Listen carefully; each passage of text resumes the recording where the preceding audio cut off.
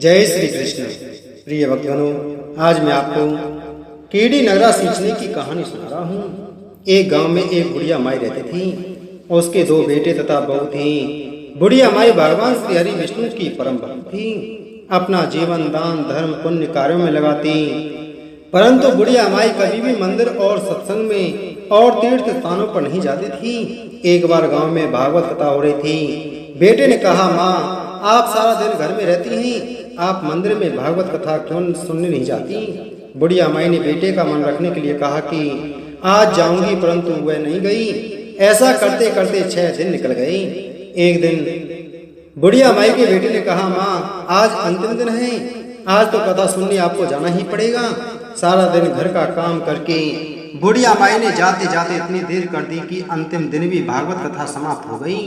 भगवान श्री हरि विष्णु सन्यासी का रूप धारण करके बुढ़िया माई के पास आए और बोले, बुढ़िया माई, तुम कहाँ जा रही हो? बुढ़िया माई ने कहा, मैं भागवत कथा सुनने जा रही हूँ। तब सन्यासी रूप धारी भगवान श्री हरि विष्णु ने कहा, अब इतनी देर से क्यों जा रही हो? वहाँ तो अब कथा समाप्त हो गई, अब वहाँ जाकर क्या करोगी? बुढ़िया माई ने कहा, अब घर से निकली हूँ तो जाकर ही आऊंगी। अब सन्यासी रूपधारी भगवान श्री हरि विष्णु ने कहा कि अब कथा समाप्त हो गई, भक्त लोग भी अपने अपने घर चले गए, अब तुम वहां से क्या लाओगी? तो बुढ़िया माई बोली, कुछ नहीं तो मैं एक वहां से ईंट ही उठा लाऊंगी। तो सन्यासी रूपधारी भगवान श्री हरि विष्णु बोले, तुम वहां से मिट्टी की ईंट लाओगे, उसके बदले में तुम्हें एक सोने की ईंट देता हूँ। बुढ़िया माई ने ईंट ले ली और घर की तरफ चल पड़ी और विचार करने लगी कि यदि इस ईंट को मैं घर लेकर जाऊंगी तो बेटे बहू झगड़ने लगेंगी। इसलिए घर के आंगन के बाहर ही बुढ़िया माई ने वह ईंट जमीन में गाड़ दी। परंतु अब बुढ़िया माई का ध्यान उस ईंट पर ही रहने लगा। खाने पीने घर के काम करने में सदैव बुढ़िया माई का ध्यान उस ईंट पर ही रहता। बुढ़िया माई अपना ध्यान उस ईंट पर लगाए रखती। बेटे बहू ने पूछा, माँ, पूरे दिन घर के आंगन में क्या करती रहती हो? तो बुढ़िया माई ने कहा, मैं आने जाने वालों को देखती रहती हूँ। एक दिन बुढ़िया माई मर गई। यमराज के दूत बुढ़िया माई को लेने आए। बुढ़िया माई को लेकर धर्मराज जी के पास पहुंचे और बुढ़िया माई जी को सारी बात बतलाई। धर्मराज जी ने बुढ़िया माई को कुतिया की योनि में दे दिया और कुतिया उसी पेड़ के नीचे बैठी रहती। बुढ़िया माई की बहू ने कहा, इस कुतिया को यहाँ से भगाओ, नहीं तो यह बच्चों को काट जाएगी। तो उसके बेटे ने उसकी पीठ पर एक लाठी मारी और बुढ़िया माई मर गई और उसको अगले जन्म में सर्प की योनि मिली। आंगन में सर्प को देखकर बेटे बहू ने किसी को काट नहीं जाए इसी डर से मार दिया। फिर बुढ़िया माई मरकर धर्मराज जी के पास पहुंची। बुढ़िया माई को कीड़ी का रूप धारण करना पड़ा और उसके आंगन में ही कीड़ी नगरा बना लिया। आंगन में कीड़ी नगरा हो गया। घर वाले बहुत परेशान हुए। घर वाले भोजन भी नहीं बना रहे थे और मन ही मन भगवान का स्मरण करने लगे। तब भगवान श्री हरि विष्णु सन्यासी का रूप धारण करके आए और बोले कि कुछ खाने को दे दो। तो घर वालों ने कहा, महाराज, हमारे खाने को भी कुछ नहीं है, क्योंकि हमारे घर में कीड़ी नगरा हो गया है, आप ही इसका कुछ उपाय बतलाइए।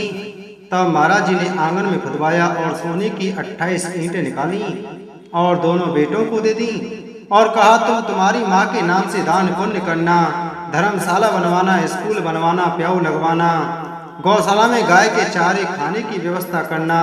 परंतु दोनों बेटे आपस में झगड़ने लगे कि तू दान कर, तू दान कर। किसी ने बुढ़िया माई के नाम से कोई दान नहीं किया और कीड़ी नगरा वहां उसी रूप में स्थापित रहा। कुछ दिन बाद सन्यासी वापस आया और बुढ़िया माई के बेटों ने भगवान रूपधारी सन्यासी महाराज से कहा कि हमारी घर की हालत वैसी की वैसी है, कीड़ी नगरा तो वैसे का वैसा ही है। तब साधु रूपधारी सन्यासी महाराज ने कहा, वह सोने की ईंट के टुकड़े लाओ और उन्हें बेचकर उनसे जो भी धन मिले उसे तुम्हारी माँ के नाम से दान पुण्य करो। इस कीड़े नगरा पर शक्कर और आटा डालो। तुम ऐसा करोगे तो तुम्हारी माँ को मोक्ष की प्राप्ति होगी और तुम्हारे घर से कीड़ी नगरा चला जाएगा। और फिर उनके घर से कीड़ी नगरा चला गया, क्योंकि उन दोनों ने उस सन्यासी उद्धारी के कहने के अनुसार ही दान पुण्य किया। धर्मशाला, कुएं, बाग बगीचे आदि बनवाए और अपनी माँ के नाम से बहुत सारे दान पुण्य किए। उसी कारण उनके घर से कीड़ी नगरा चला गया।